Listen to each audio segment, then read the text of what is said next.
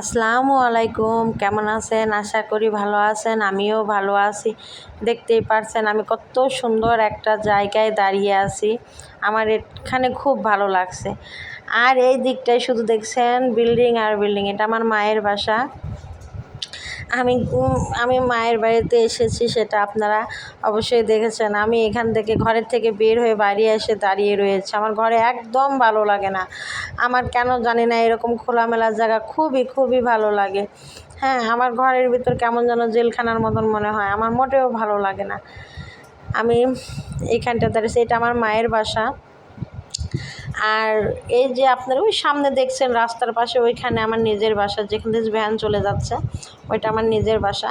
আর আমার শ্বশুরবাড়ি এখান থেকে একটু দূরে। আমার সব থেকে বেশি ভালো লাগে আমার শ্বশুরবাড়ি, কেননা সেটা একদম গ্রামের ভিতর খোলামেলা। আমার সেটা সব থেকে প্রিয়, আমার খুবই প্রিয়, আমার খুবই প্রিয়, আমার খুবই ভালো লাগে। দেখুন আমি এখানে দাঁড়িয়ে আছি, এখানে পিছনে একটু খানিক জায়গা রয়েছে, হয়তো এই জায়গাটাও একসময় ভরাট হয়ে যাবে শুধু দালান কোঠা দিয়ে। তবে এখানটায় আমার এত ভালো লাগছে। দেখেন এখানে কত শাক রয়েছে। আমি আসার পরেই আমার আম্মুকে বলেছি আমি শাক খাবো। আমার আম্মু ছাদে থেকে লাউ শাক, মিষ্টি কুমড়ো শাক তুলছে। আর আমি এখানে এসে একা একা দাঁড়িয়েছিলাম, দেখলাম এখানে কত শাক। আমি এখান থেকে শাক গোটাচ্ছিলাম আর আম্মুকে ডাকছিলাম যে এখানে আসেন, দেখেন কত শাক। এখানে 4-5 রকমের শাক যদি মিশিয়ে ভাজা হয় তাহলে অনেক ভালো লাগবে। সে আমার ডাকাডাকি শুনে সে আসছিল। আমার মেয়েকে সাথে নিয়ে আসছে। দেখুন আমার মেয়ে কী সমস্ত তুলছে, সে বুঝতে পারছে না আমরা তুলছি, আমাদের দেখাদেখি সেও তুলছে। এরপরে আমরা যখন দেখিয়ে দিলাম, তাকে বুঝিয়ে দিলাম এইগুলো তুলতে হয় না, এইভাবে শাকগুলো তুলতে হয়, তখন আমার মেয়ে বুঝতে পারছিল। তখন আমার মেয়ে বুঝতে পেরে দেখুন কি সুন্দর করে শাকগুলো তুলতেছিল। আমার এত ভালো লাগছিল। আর দেখুন কি সুন্দর তরতাজা শাকগুলো। যদি 4-5 রকমের শাক একসাথে করে ভাজা যায়, সেটা যে খেতে যে কত ভালো লাগে। আমি মাছ মাংসর থেকে শাকটা অনেক ভালোবাসি। আর এটা দেখুন আমার মায়ের বাড়ির বেল গাছ, এত সুন্দর। দেখুন কত বেল ধরেছে। আপনারা হয়তো এর আগে দেখেছেন, আমি ছোট্ট একটা বেল শরবত করতেছিলাম। সেই বেলটা 50 টাকাতে কিনে এনেছিল, ছোট্ট একটা বেল। আর এখানে দেখুন আমার বাবার বাড়িতে কত বেল। আর শুধু আমার বারবার চোখ এদিকে আসতেছে, আমার কেন জানি না আমার এখানে খুব ভালো লাগে। হ্যাঁ, কি সুন্দর।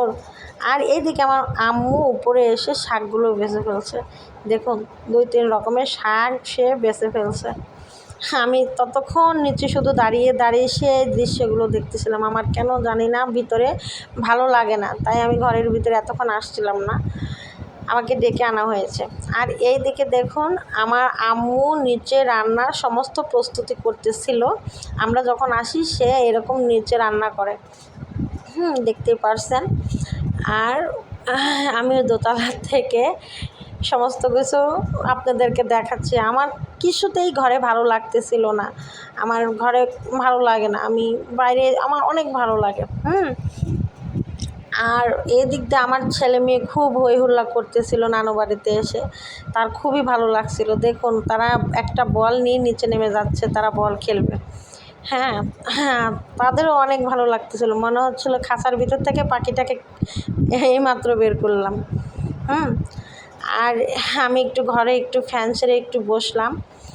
কিছুক্ষণ পরে আমার ছেলে মেয়ে ডাকছে যে আম্মু আসেন। এখন বাইরে যেয়ে দেখি যে তারা খেলছে। তাদের এই আনন্দ, তাদের এই খেলাধুলা অনেক ভালো লাগছে। আর এই পাইপটা দেখছেন, এই পাইপটা দিয়ে গাছে পানি দেয়। হ্যাঁ, এই পাইপটা এখানে এভাবেই রেখেছে। ওদের দেখুন কত সুন্দর খেলাধুলা করছে।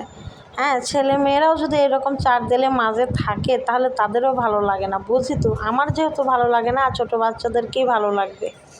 আপনাদের যাদের গ্রাম ভালো লাগে তারা অবশ্যই আমাকে কমেন্টসে জানাবেন। এটা দেখুন আমার মায়ের বাসা। আর এই দেখুন নারকেল গাছ, আমি নারকেল খেতে অনেক ভালোবাসি। আমি বলছি এই নারকেল গাছটা কবে বড় হবে, কবে খাবো নারকেল। আর এটা পাতাবাড়ি গাছ, আমার শ্বশুরবাড়ির থেকে এনে লাগিয়েছিলাম। আর আমার ছেলে মেয়েগুলো খেলছে। নিচতলাতে ভাড়া দেওয়া হয়েছে, ভাড়াটিয়া আছে। আর আমি এখানে দাঁড়িয়ে আমার বোন আমার আব্বুর সাথে দুষ্টামি করতেছিলাম। আর কি করতেছিলাম। আমার এত পরিমাণ ভালো লাগতেছে, আপনারা হয়তো আমাকে দেখেই বুঝতে পারছেন যে আমি কেমন ফাজলামো করতেছিলাম। মনে হচ্ছে আমি একদম সুস্থ, আমি খুবই ভালো মানে সুস্থ হয়ে গিয়েছি এখানে এসে। হ্যাঁ, আসলে একা একা ভালো লাগে না। যাই হোক, আজ এই পর্যন্তই। আল্লাহ হাফেজ।